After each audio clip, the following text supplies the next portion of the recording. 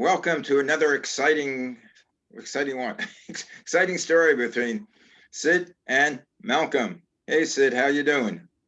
Good afternoon, Malcolm. How are you out there on the left coast? I'm fine. It's overcast today, believe it or not. I wish you'd be in New York. It was 63 degrees and the snow was still on the ground melting. Thank God. Well, that's the one thing I hate about the snow. I love when the snow. I'm from New York originally, but I loved when it snowed, and I love going out like in the morning and being the first footprints in the snow. I feel like an explorer. But the second day after the cars go on the road and the slush comes in and all the black soot is there, I hate it.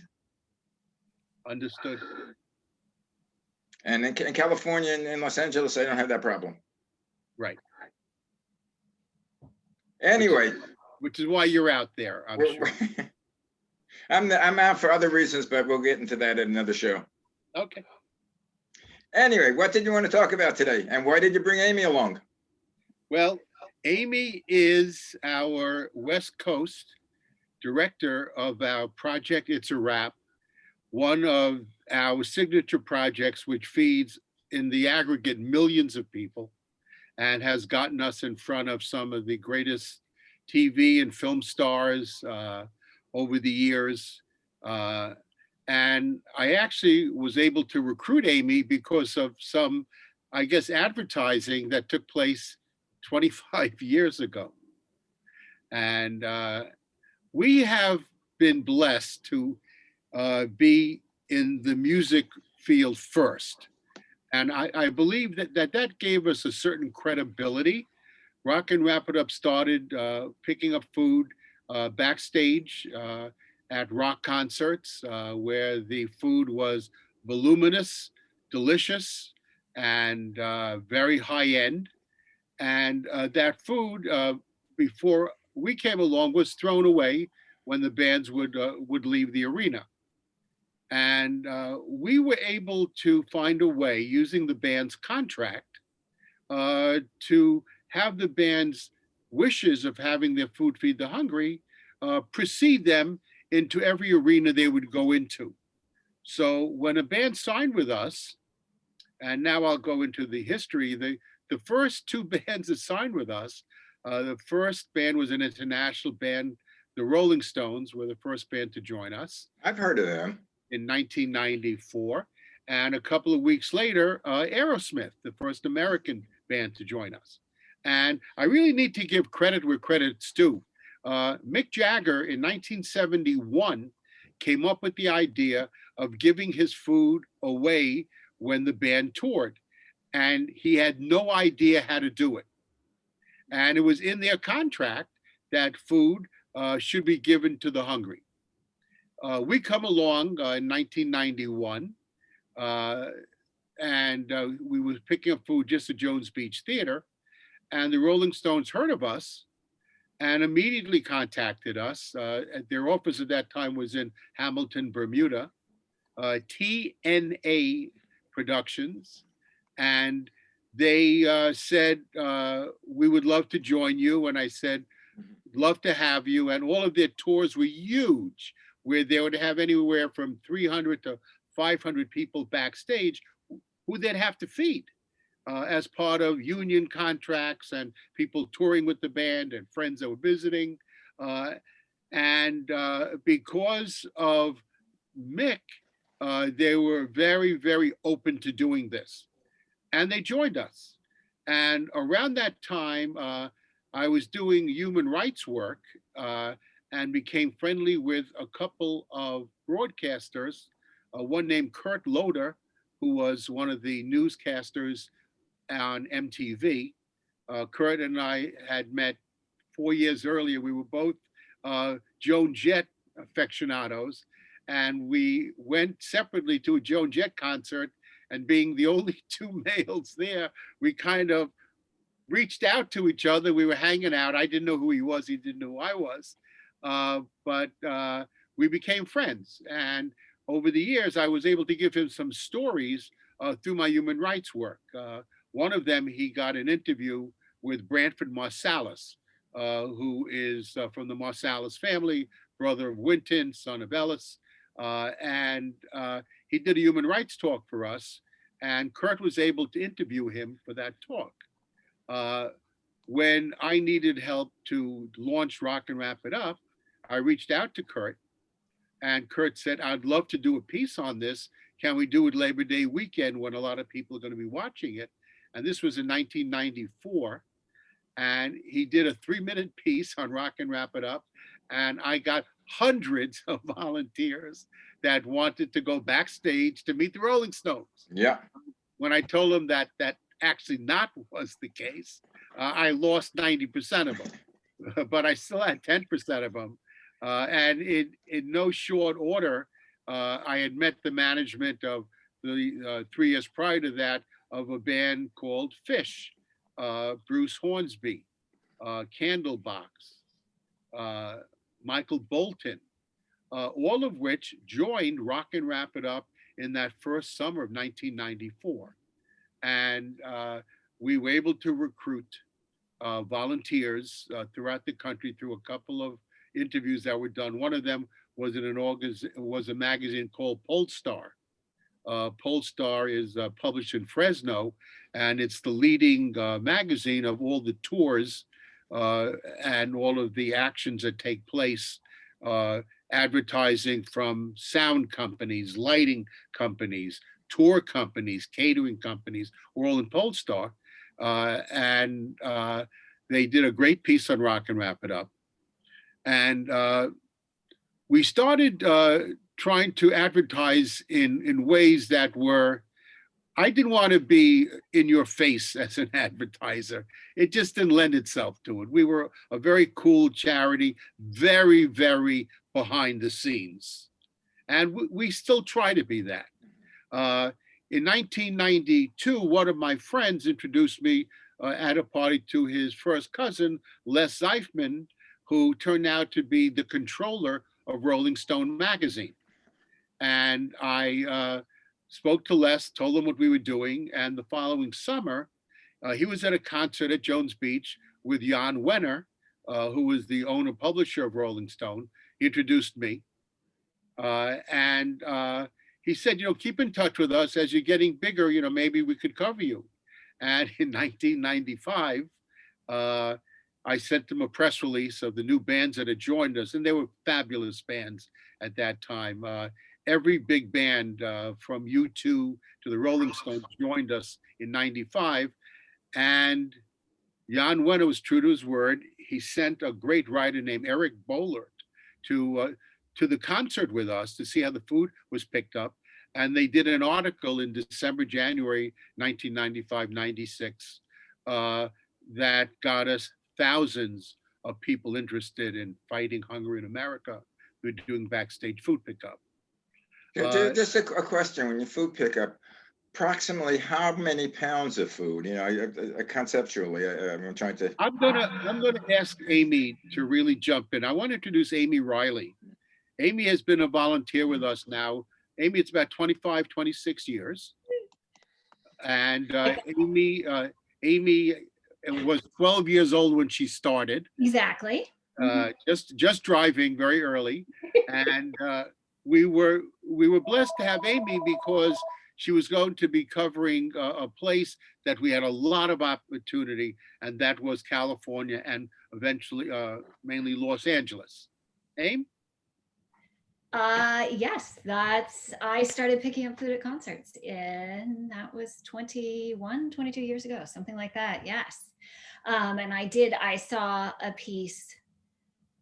Was it a Food Network piece, maybe? Yeah. That featured Rock and Wrap It Up. And I wrote Syd an email and said, hey, this is cool. I'd like to do this. And maybe 2 weeks later, I got a phone call saying, could you go to the Billy Joel and Elton John concert tonight? So yeah, there you go. And now maybe. maybe. And now I'm an employee. So So you enjoy what you do. I do. I mean, it's really challenging because these days I'm not picking up from concerts anymore. I am coordinating the donation of food and film and television, and it's all over the US and Canada. So I'm trying to figure out, it's a daily geography lesson, really, because I've got to find people to pick up in places that I've never heard of. And, on a daily basis, and I won't know until the night before where the food needs to be picked up the next day, because I go off the call sheets. So if you can imagine, I get call sheets from like 50 shows or films at night, and I have to sift through them and find people who can pick up the food. Well, I have a question for you. I don't know if this can be done, but let's say the Stones are one of the large groups. They have generally a tour, and they have the cities they're on tour. Is it possible that even though they're not touring those cities, that the people who would donate the food anyway, even though it wouldn't be going, to the concert, due to the circumstances that we're under now? That's a great question. And what we found is that so many of the catering companies are hurting. So many of them are not, they don't have the staff because they can't keep them employed. Many of the chefs that work for these catering companies are on unemployment, and the donors would have been the bands purchasing the food through the chefs. So if the bands are not going to be in town, the chefs are not going to lay out the money or have an arrangement that they could pick the food up. But there's a caveat to that. There had been at the very beginning, and Amy and I were both lucky to be involved in this. We didn't know how long this pandemic would last. And one of my New York-based arenas, Madison Square Garden, had already purchased 5 months worth of food last January and February. And the same thing happened with the New York Yankees. They had purchased food in January, February for the season that was going to start at the beginning, at the end of March. That all that food was already in-house, aging. And Amy, you want to talk a little bit about Universal? Because that was amazing. So am I allowed to say? The amusement park that's in the city of Los Angeles that also donated in the same fashion. Yeah, you can allowed to say it as long as we get some passes to it. No, just kidding. Right. I have to say, my volunteers who've been picking up have been having a really fun time. Just, it's like a little vacation. It's a mini vacation going to pick up the food, but it's been ongoing, because as things expire throughout the year, we come back and do another one. So maybe once a month we'll come back, and everything that's expiring that month we'll have to pick up. We also did some pickups from Magic Mountain, same sort of thing. They had a bunch of chips that had, when they bought it, they had a year till the expiration date, but over the summer, last summer, they had to move them out. So we were kind of grabbing any donation like that we could. We got them from a few other, I know what it was. It was a produce wholesaler that at the beginning, everybody kind of said, nope, we don't want our orders. And so I was helping, I think it was like 20,000 pounds of produce from the produce wholesaler that we found a home for. Yeah. Yeah, I don't think it'll be difficult to find a home for the food. No, although sometimes you have to do it so fast, and it's finding someone who has a truck available that can get to that location on the right day. We were like air traffic controllers for about a week there, right, Syd? Which areas are you involved with geographically? Me? I am. So I handle everything that we do with film and television production, and we work with 8 studios and some independent productions, and even a couple of advertising agencies, but it's all over the US and Canada. Oh, okay. So you're supervising the entire, you don't go there yourself per se. Even sometimes you might like to go there. Yeah, yes. And a good look at some of them, trust me. If you need any help in New York City, let me know. Oh, okay, perfect. I'm available. I have some in Hawaii too. Hawaii, okay. I could become the representative. Excellent. We actually have people in Hawaii, but I'm sure they would allow you, Malcolm, to help. Right. I'm available anytime because this show that we do, all I need is my laptop, and I could do this any place. Like I was telling Sid, he said he was going away. I think, what'd you say, in A couple of weeks. a couple of weeks in the end of March. I said, take your laptop with you. You could do the show. No problem. So one of the nice things that have happened, and it just shows you how many people read things like Rolling Stone magazine. After the article appeared in Rolling Stone, somebody picked up, and we were in the Chronicle of Philanthropy. From that's one piece, and then Good Housekeeping piece on us. From that, we became friendly with this band, Hootie and the Blowfish, back in the mid '90s when they were really going up, and we were with them when they were going up and when they were not that popular anymore. But when they were popular, we became friendly with Darius Rucker, who was their lead singer. The band was from South Carolina. And Darius was asked to be part of a group called the Lilith Fair, which was run by Sarah McLachlan out of the West Coast, to be the first of its kind women's festival. And the Lilith Fair toured about 20 different sites. And when they were in Cincinnati, Darius Rucker joined them as a guest to sing with one of the girl bands.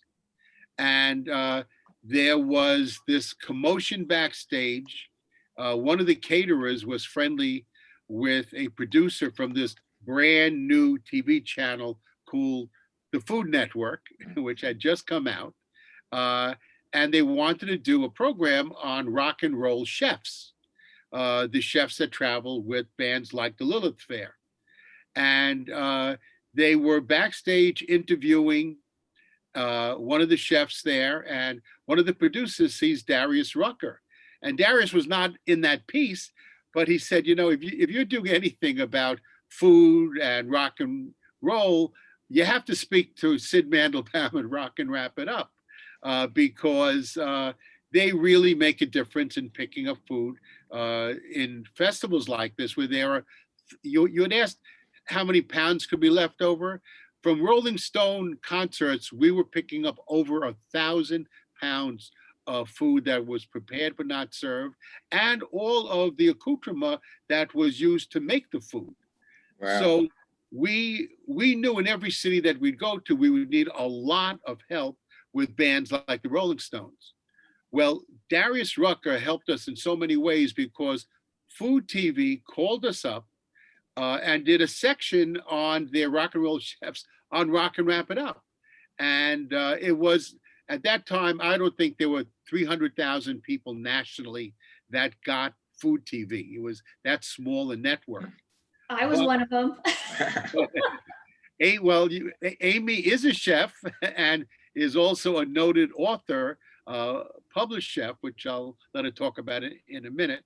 But after the piece ran on Food TV, we get a phone call from CBS, and Dan Rather saw the piece. I don't know how he saw it, but we wound up being what was called The Miracles That Make a Difference in 1999.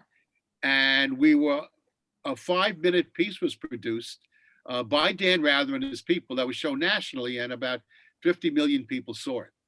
And Wow. That piece really launched us and got us fabulous people like Amy and dozens of others that are still with us, because they saw the effect that they personally have.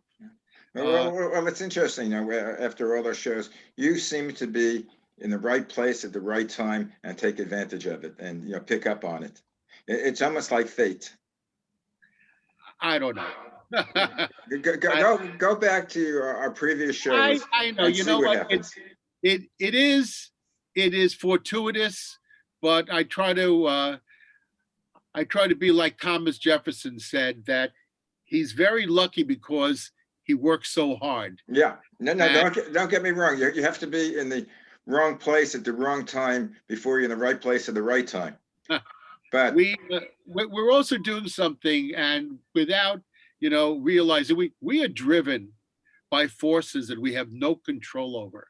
The people that our currency is food, and Amy has hundreds of agencies that she's worked with that are willing to go out on their own nickel and pick up food that they don't even know what they're getting, but they've had success in the past of getting that food. And they want to go out again because they don't have to pay for the food. And they know they're getting high quality TV and film production, rock star food, sports food that is of high quality. And they're getting it as they go out. They may not know exactly what they're going to get when they get there, but they're going to get what most people like to eat, which is a meat, a starch, a dessert, a fruit, a salad. That is what people eat, and that is what we've been able to get. Does it include any alcohol? No. Wine? No.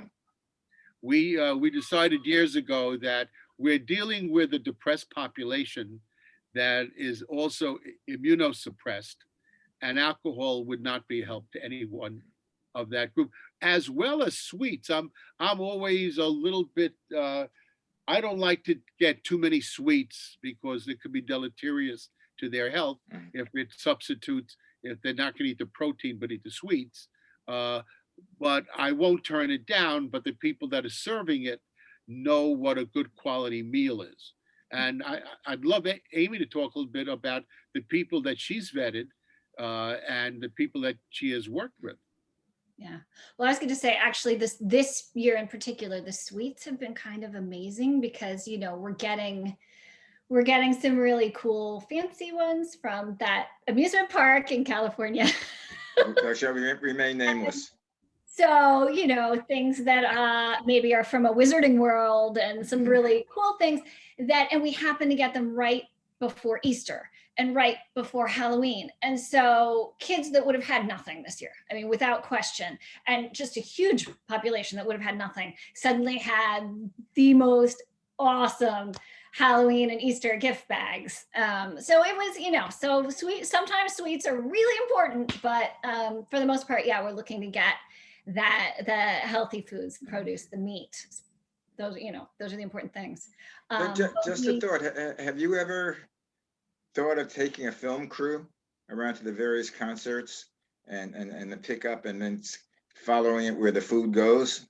You know, like the whole routine, where you go for the food, you get the food, you go to the concert, you show them packing up, and then you see where the food goes to and the people eating, and do a series of this, that could make a great half hour or hour documentary. Actually, that has been done. Most of the programs that we've had, like the Dan Rather program, did that. We had a great program done by Brian Williams on NBC about 8 years ago through a broadcaster named Peter Alexander. He's very well known now on NBC News. Well, Peter's mother is a child of a Holocaust survivor and saw a piece in the Boston Globe when we were working picking up food from the Boston ruins. And she called Peter up and said, Syd Malcolm is a child of Holocaust survivors and he's feeding the hungry. And Peter called me up and we actually did a piece with Brian Williams because his mom read the Boston Globe and they followed us through the TD Bank Arena, which had just opened in Boston. And the food is picked up and brought directly to one of the Boston pantries. And it's just so gratifying to see that progress because I'm seeing what everyone else is seeing. And it just inspires me to do more because the food is fabulous in a lot of these places that they're not used to. A lot of them are getting pantry items and going home and eating them. Right. And here they're getting fresh food, which is safely handled, and they're able to take it home to their families. And we just know that we've done the right thing. Yeah, and the gourmet food is amazing. But the cool thing is that I have brought with me people that are in certain arenas and I recommended to them where to go to. So people in Chicago with the White Sox actually went to the Salvation Army to see their food being given out. And we've done it here in New York as Yeah. well. Yeah, that would be a great thing for a film. Like I watch Sunday mornings with Jane Pauley. That's a great show. That would make a great 15, 20-minute piece on that, Right. or even 60 minutes. We're always looking for more commercial work, and this program is a big help to us because this will be around forever, hopefully, and we'll be able to use this to get more people to volunteer for us and to donate food for us. Well, you're doing a great job. I know I get involved with the Fred Jordan mission in Los Angeles, and they do the traditional Christmas dinners and the Easter dinner. And it was a funny story. Fred Jordan, the one who founded it, has passed away. And now I haven't been involved with him for a while, but Willie Jordan had taken over. And I remember speaking to Willie, and she said when Fred was dying, she was at his hospital, and she said, "Oh, Fred, you're dying. What am I going to do?" And he said, "Willie, it's perfect for you." And she said, "Why?" She said, "When I started this mission, it was mainly alcoholics or drug addicts, mainly men." She said, "Now we have families. Now we have women and children. And this is where you could relate to them." So it was like a perfect passing. I think that was about 20, 25 years ago. Wow. That's my story.